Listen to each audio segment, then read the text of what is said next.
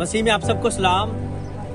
आप सबको बताना चाहता हूँ कि ये जो दोनों दरख्त है मेरे दाएं बाएं, ये इंजीर का दरख्त है और बाइबल मुक़द्दस में इसका बहुत ज़्यादा जिक्र है।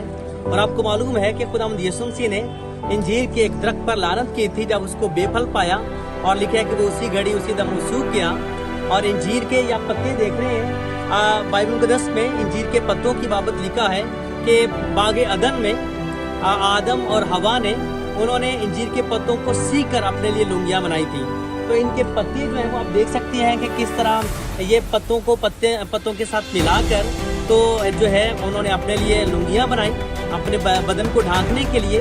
और यही वो इंजीर का दरख्त है जिसकी टिकिया जो है वो भी कहा गया कि तू अपने घोड़े पर बांध और उससे तू शिफायाब होगा। और बहुत सारे मामला में काफ़ी ज़्यादा जिक्र जो है आपको इंजीर के दरख्त का मिलता है, और इंजीर के जो फल का जिक्र मिलता है और उसके पत्तों का।